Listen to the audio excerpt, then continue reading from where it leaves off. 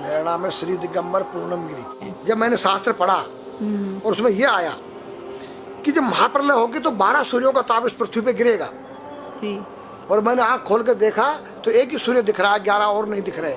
मैंने उनसे तर्क किया कि 12 ये लिखा है, गलत लिखा है कि 12 सूर्यों का ताप पड़ेगा, एक ही सूर्य 12 कहाँ है? तो उन्होंने कहा बेटा ये सत्य लिखा है। जो वर्तमान में हमारा सूर्य का प्रकाश आ रहा है ये केवल 8% आ रहा है। 92% योजन पृथ्वी पर रुक जा रहा है, जो अल्ट्रावेटिक किरणें जिसको कहते हैं। ओके। यहाँ केवल 8 आ रहा है विटामिन डी को लेकर रेडियम से युक्त होकर। जब योजन पृथ्वी फट जाएगा, टूट जाएगा तो 12 96 डिग्री जब तापमान आएगा तो 12 सूर्यों का ताप पड़ेगा। ये पूरी पृथ्वी आग का गोला बन जाएगी। नागा का स्वरूप है जी, ये महादेव का स्वरूप है जी, एक बालक का स्वरूप है जी।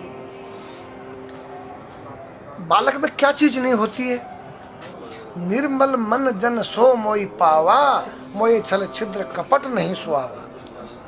तो बच्चे के दिल के अंदर न काम है, न क्रोध है, न लोभ है, न मोह है, न मद है। और नंगा किस तेरी गोद में बैठ जाए, नंगा उसकी गोद में बैठ जाए।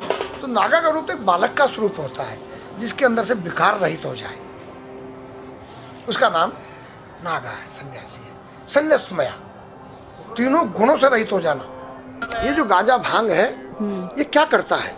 तुम्हारी मनोशक्ति को जो है बुरे कामों से डरा देता है। या तो कोई यूज करके देखे। दारू जो है वो तुम्हारी मनोशक्ति को उत्तेजित करता है, पिछली बातों को याद दिलाता है। दूसरा तुम्हारी जो है भांग गांजा तुम्हारी काम वासनाओं को जो है दबा देता है। तो नारी के नंगे स्वरूप को 5 व्यक्ति देख सकते हैं। मेरे पास एक डिश है और जो चुटिया होती है एंटीना है, जो तुम्हारे जो यहाँ से कुछ तरंगें बाहर को जाती हैं, कुछ अंदर को आती है। 5 कर्मेंद्री, 5 ज्ञानेंद्री, 10 रथ के घोड़े हैं और बुद्धि रूपी उसमें लगाम है और ज्ञान रूपी चाबुकर बोलने वाला इसमें स्वयं सारथी कृष्ण है। तो आज हमारी संस्कृति बदली गई। ये आज हमारे लड़के लोग खड़े होकर पेशाब कर रहे हैं। ये हमारी संस्कृति नहीं है। न मुसलमानों की संस्कृति है, न हिंदुओं की खड़े होकर पेशाब करना। जैसे अगस्त मुनि ने 3 चलू में समुद्र पी दिया। मैंने पूछा महाराज वो मावा जी का कितना बड़ा पेट था? वो पृथ्वी पर रहता था, क्या पृथ्वी से बड़ा था उसका पेट जो सारे समुद्र पी गया? मैंने कहा नहीं बेटा, वो एक साइंटिस्ट थे, उस काल के वैज्ञानिक थे। उन्होंने ऐसा केमिकल डाल दिया कि पानी के 2 भागों में बढ़ गया, H2O हो गया और वो आकाश में उड़ गया। आज का जो नौजवान है ये साइंसवादी है, ये हमारी भौतिकवादी और जो हमारी धार्मिक आध्यात्मिक बात को नहीं मानेगा। इसको तुम साइंस के द्वारा अध्यात्म को मनवाएगा तो मानेगा। जैसे मैं सूर्य को जल देख करके मैं हर बीमारी का इलाज कर देता हूँ। बताओ कैसे? कैसे बाबा? सूर्य उदय हो रहा है, ये जैसे सूर्य मान लो इसको जी, और मैं यहाँ खड़ा हूँ तो हम दोनों एक ही डिग्री पर हैं जी, सीधा। इसकी जो किरण आ रही है वो सीधी आएगी। जी, मैंने स्नान किया, जी, मेरा बदन गीला है जी, और मैंने तांबे के लोटे में जल भरा तो तांबा कॉपर है, कॉपर में जब जल भर दिया तो कॉपर वाटर हो गया। राइट। और मैं अपने सिर के ऊपर से गिराया जी, और सूर्य का प्रकाश उसमें विटामिन डी रेडियम को लेकर टकराया जी, तो क्या बनेगा? रेनबो बनेगा, इंद्रधनुष बनेगा, 7 कलर बनेंगे। जो हमारे 7 कहते सूर्य के 7 घोड़े हैं। अब उसमें जो हरा रंग है क्लोरोफिल का है, जो पत्तियों में पाई जाती है, विटामिन डी और रेडियम से लैस है। वो मेरे मस्तक पे, मेरी आंख पे, मेरे कंठ पे, मेरे हृदय पे, मेरे फेफड़े पे, मेरे लीवर पे, मेरे पित्त पे, मेरे आमाशय पे, मेरे गुर्दों पे जब वो गिरेगा क्या करेगा? ऐसे 6 रंग कलर और बचे हैं, बैंगनी है, ऑरेंज है, नीला है। तो ये क्या करेंगे? किस चीज के प्रतीक है? जब हरा रंग क्लोरोफिल का है और डॉक्टर कहता हरी पत्तियां खाओ, सब्जियां खाओ, उसमें आपको आयरन मिलेगा। तो अब वो जो विटामिन डी से जो हरा रंग पैदा हुआ है सूर्य की किरण से कॉपर वाटर में, वो क्या करेगा? कोई वैज्ञानिक बताए तो सही मुझे। एक अमेरिका का चेला है, एक रूस का है, वो मेरे भक्त बने हुए हैं। हरिद्वार में क्या वो कोई जल दे रहा होगा सूर्य को, वो भी अपने ऐसे से फेंक रहा है, मैं बैठा देख रहा हूँ ये क्या कर रहा है। मैंने उसको बुलाया तो मैंने यही फार्मूला उसको समझाया। वो मेरा शिष्य बन गया, बोला ओ ये तो साइंस। मस्तिष्क पर तिलक क्यों लगाते हो इस जगह पर? पहले लगता है पीला, फिर लगता है लाल, फिर लगता है सफेद। 3 कलर क्यों लगते हैं? काला क्यों नहीं लगता? चौराहे पे 3 बत्तियां हैं, जी देखा होगा जी। लाल क्यों है? फॉर डेंजर, स्टॉप, खतरा है, या डेंजर, खड़े हो जाओ, खतरा है जी। पीला देखो, चलना नहीं है, हाँ, देखो, रेडी रहो, देखो। और सफेद चल सफेद सफेद तो यहाँ है उसमें ना, हाँ चावल लगा रखे हैं ना मैंने हाँ सफेद, हाँ वहाँ हरा है, वहाँ हरा है, रेडी टू गो। गो, या हरा गो है। जी। नहीं सफेद, अगर युद्ध हो रहा है, गोलियां चल रही है, सफेद झंडा लहरा दिया जाए। पीस, शांति का प्रतीक है। चावल ठंडा होता है, और हमारी यहाँ पर सुषुम्ना नाम की नाड़ी है, जी लाल कलर है कि तुम इस योग संयोग में आके तुम बैठ सकते हो कि नहीं, ये माहौल तुम्हारे योग्य है या नहीं, या जुआ चल रहा है, या शराब पी जा रही है, क्या तुम बैठ सकती हो? देखो पीला कलर है, देखो,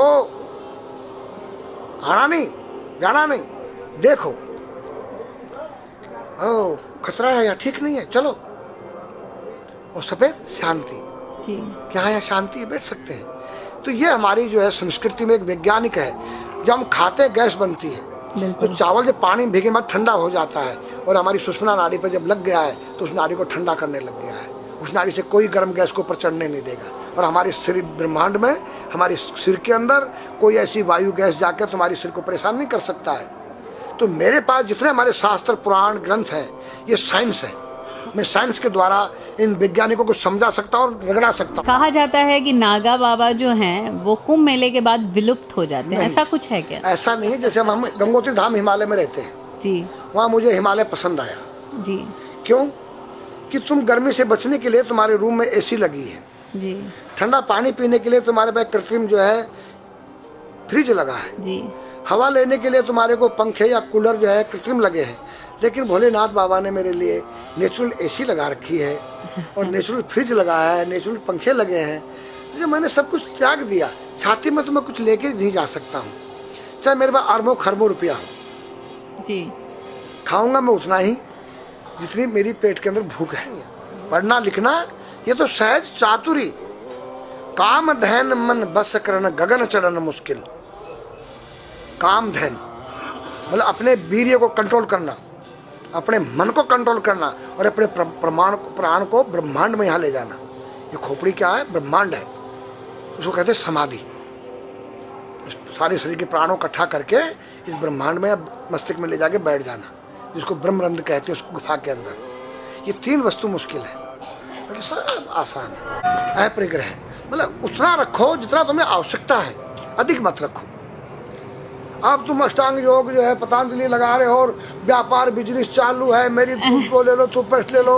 अब मेरा आयुर्वेदिक अंडरवियर आ गया है। मैंने बोला वो कैसा है कि मैंने गंगा जल में जड़ी बूटे के रस में धागे भिगोए थे तब बनाया था। और मेरा दावा है कोई कितना योग कर ले, कोई स्वस्थ नहीं रह सकता है। क्यों? खान पीन तुम्हारा केमिकल, वायु में तुम्हारा केमिकल, पानी में तुम्हारा केमिकल। अब जो तुम आरओ का पानी नहीं पी रहे हो, उसके पानी के गुण ही नष्ट हो गए सब। उत्तर को सिर करके सोना क्यों मना किया है साइंस ने? हमारे शास्त्र मना करते हैं। हम उत्तर को सिर करके सोएंगे, दक्षिण को पैर करके।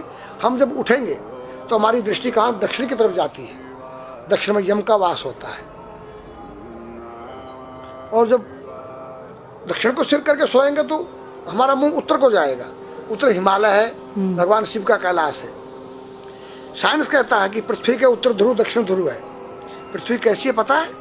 तेरा सिर, सेम तेरा चेहरा 23.5 डिग्री के अंश पर है। ये थोड़ी सी चुटिया नाप लेना अपनी प्रकार लेकर के, तुम भी नाप लेना, तुम भी नाप लेना, मैं भी नाप लूँ चाहे। ये थोड़ी सी चुटिया 90 पर नहीं है, ऐसे तिरछी झुकी हुई है। ये चुटिया ये थोड़ी है, 66.5 डिग्री का कोण बनाती है। तो ये जो चुंबकीय मैग्नेट पावर है उत्तर से नॉर्थ से साउथ तक, हम जब सिर उत्तर की तरफ करेंगे तो ये नॉर्थ है, वो नॉर्थ है, नॉर्थ को नॉर्थ धक्का मारेगा तो तुम्हारे दिमाग में और तुम्हारे हार्ट में डिस्प्रोजन होगा और बैलेंस बिगाड़ेगा। इसलिए साइंस भी कहता है कि उत्तर की ओर सिर मत करो, और हमारे शास्त्र भी कहते हैं कि उधर मत करो, नीचे उधर दक्षिण की तरफ यम का वास है, उनकी तरफ दृष्टि पड़ती उठते ही। मतलब एक कहने का फर्क है, एक चीज एक ही है। आज हमारे पास योग की विद्या थी, वो गायब हो चुकी है। अब तो जो थोड़ा सा कोई एक चूहा था, वो दुकान में गया, उसको एक हल्दी कंकर मिल गया, बोला हम पंसारी हो गया है। हल्दी मिल जाने से पंसारी बन गया। जो पीटी स्कूल में कभी किया होगा आप लोगों ने, पढ़ा होगा स्कूल हाँ में, जी। उसी को योग कह रहे हैं। योग क्या है? भगवान कृष्ण के पास था, उज्जैन गए थे संदीपनी ऋषि के पास सीखने के लिए। एक ही समय में 16,808 रानियों के साथ बात कर रहे हैं, अलग अलग रूप में। योग से अनेक रूप बन सकते हैं। योग हनुमान जी के पास था। जब लंका में घुसे हैं तो मच्छर का रूप बनाया उन्होंने, मत्स्य के समान रूप धर कपि, मच्छर के समान। जब सीता के पास गए छोटे से बनकर तो पूछा क्या तेरे जैसे ही है सब? कि हाँ। फिर तो श्रीलंका पे विजय पाना असंभव है। तो हनुमान ने पहाड़ का जैसा रूप दिखाया, हिमालय जैसा। सर्जविन करना, अपने प्राण को निकाल के मुर्दे में डाल देना, उसको प्रकाया प्रवेश कहते हैं, जो आज है ही नहीं, लुप्त हो गई। जो जानता है किसी को बताता नहीं है। अगर अब उसका कोई शिष्य है उसको बताना चाहो, उसको जिज्ञासा नहीं उस शिष्य को सीखने के लिए।